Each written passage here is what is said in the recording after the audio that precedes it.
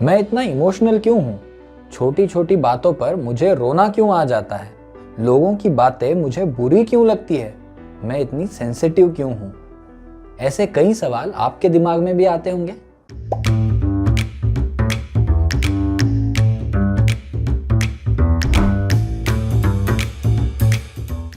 नमस्ते दोस्तों, welcome to beyond the belief.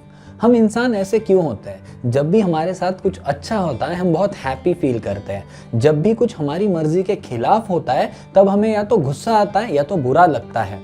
हम बड़ा सैड फील करते हैं जब हमारे साथ कुछ बुरा होता है, और कभी कभी इतने खुश हो जाते हैं कि खुशी के मारे कूदने लगते हैं।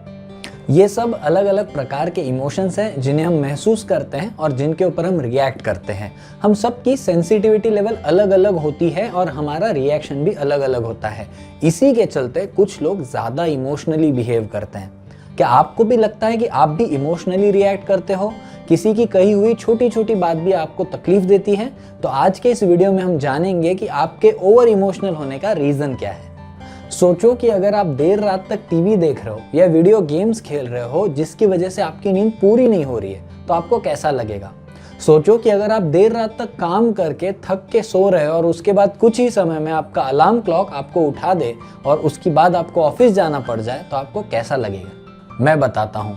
इससे आप इरिटेट होकर आपका अलार्म क्लॉक बंद कर दोगे और यही इरिटेशन दिन भर कैरी करके छोटी छोटी बातों पर रिएक्ट करते रहोगे, जिससे आपका दिन खराब हो जाएगा। अगर ऐसा ही कुछ हफ्तों तक चलता रहा या कुछ महीनों तक चलता रहा तो आपकी कंसंट्रेशन लेवल कम हो सकती है, आप ज़्यादा एंग्शियस हो सकते हो, आपका फिजिकल फिटनेस भी डाउन हो सकता है और इसी की वजह से आपका इमोशनल बैलेंस भी बिगड़ सकता है। हम सब जानते हैं कि अच्छी नींद हमारी सेहत के लिए कितनी ज़रूरी है। जब हम अच्छे से सो नहीं पाते, हम आराम नहीं कर पाते, तब इरिटेटेड रहते हैं, हम सेहतमंद फील नहीं करते।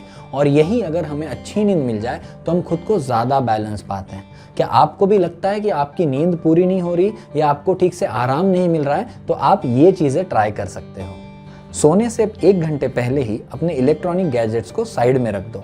शाम के वक्त अल्कोहल या कैफीन कंज्यूम मत करो और सोने से पहले कॉन्शियस ब्रीदिंग की प्रैक्टिस भी आप ट्राई कर सकते हो। What we eat is what we are. हमारा डाइट हमारे इमोशंस पे डायरेक्टली अफेक्ट करता है। अगर आपको चॉकलेट खाना बहुत पसंद है, बर्गर या आइसक्रीम खाना बहुत पसंद है, इसे खाते वक्त आप बहुत एंजॉय करते हो, लेकिन ये खुशी बहुत कम समय तक टिकती है। इन पदार्थों के सेवन की वजह से आपको जो एक्साइटमेंट मिलती है, खुशी मिलती है, ये अक्सर शुगर रश की वजह से होती है, जो कि टेम्पररी है।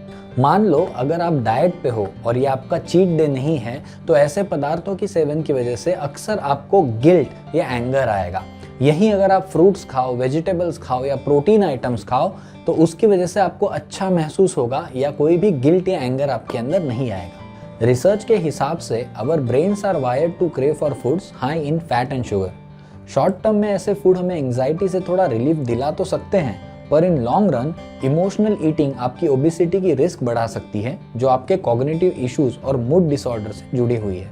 तो अपना इमोशनल बैलेंस बनाए रखने के लिए आपको अपनी ईटिंग हैबिट्स पर थोड़ा ध्यान देना है। अपने डाइट में फ्रेश फ्रूट और वेजिटेबल खाना है और जंक फूड कम से कम खाना है।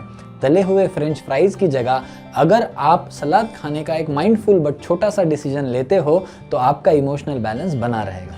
कहते हैं कि change is the only constant, लेकिन कभी कभी ऐसे बदलाव के लिए हम रेडी नहीं होते, हम तैयार नहीं होते।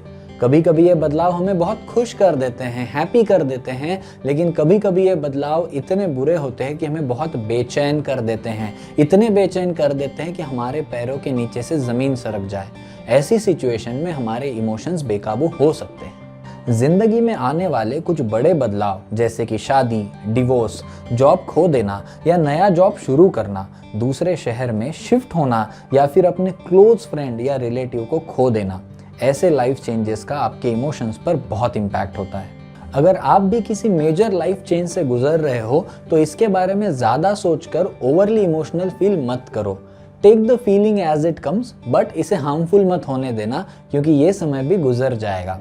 जब कुछ दिनों बाद या कुछ महीनों बाद आप उस नई सिचुएशन के साथ अडेप्ट कर लोगे तो ज़्यादा इमोशनली कंट्रोल्ड फील करोगे। आपके इमोशनल होने का एक बड़ा कारण हो सकता है स्ट्रेस।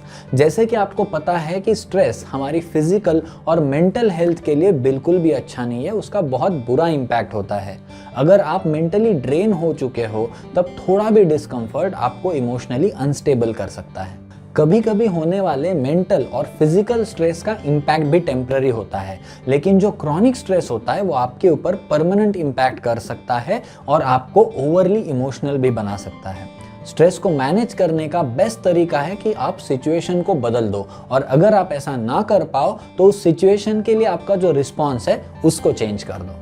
किसी अपने को खो देना बड़ी दुख की बात है, लेकिन ऐसा नहीं है कि सिर्फ किसी को खोने के बाद ही हमें दुख होता है।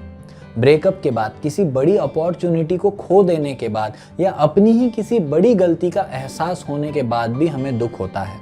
अगर खोई हुई किसी चीज़ या किसी इंसान की याद में आपको दुख हो रहा है और आप इमोशनल फील कर रहे हो तो ये नॉर्मल बात है।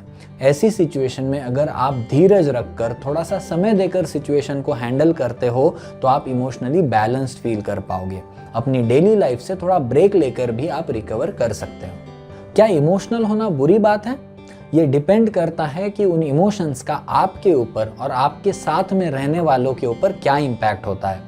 अगर उन इमोशंस की वजह से आप गुस्सा कर रहे हो या आप इतने दुख में हो कि अपने साथ वालों को या खुद को हर्ट कर रहे हो तो ये बिल्कुल भी अच्छी बात नहीं है और आपको इसे कंट्रोल करना चाहिए। इसी तरीके से अगर किसी मौके पर आप इतने खुश हो जाओ या इतने एक्साइट हो जाओ और उस सिचुएशन में ऐसा कुछ कह दो या कर दो जो आपको नहीं करना चाहिए था, तभी भी आपका इमोशनल होना बुरी बात है और आपको इसे कंट्रोल करना चाहिए। अगर आपकी इमोशनल स्टेट आपके लिए या आपके साथ रहने वाले लोगों के लिए हार्मफुल नहीं है, so there is nothing wrong in being emotional. यही इमोशंस आपको खुद को एक्सप्रेस करने में हेल्प करते हैं and it also stops you from suffering in silence. Emotional होने की वजह लैक ऑफ प्रॉपर डाइट है या लैक ऑफ स्लीप है तो इस पर काम करना आसान है, लेकिन अगर आपके इमोशनल होने की वजह किसी दुख से जुड़ी हुई है या किसी चेंज ऑफ सिचुएशन से जुड़ी हुई है तो आपको हील होने के लिए खुद को थोड़ा समय देना पड़ेगा।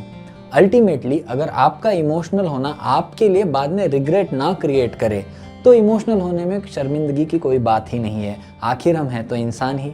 तो दोस्तों, आशा करता हूं कि आज की ये वीडियो आपको बहुत पसंद आई होगी। कमेंट सेक्शन में हमें ज़रूर बताइए कि आपने कभी इमोशनल स्टेट को फील किया है और आपने कैसे उसे ओवरकम किया। ये वीडियो ज़्यादा से ज़्यादा लोगों तक शेयर कीजिए और अगर आपने हमारे चैनल को सब्सक्राइब नहीं किया तो अभी इसे सब्सक्राइब कीजिए। मिलते हैं नेक्स्ट वीडियो में।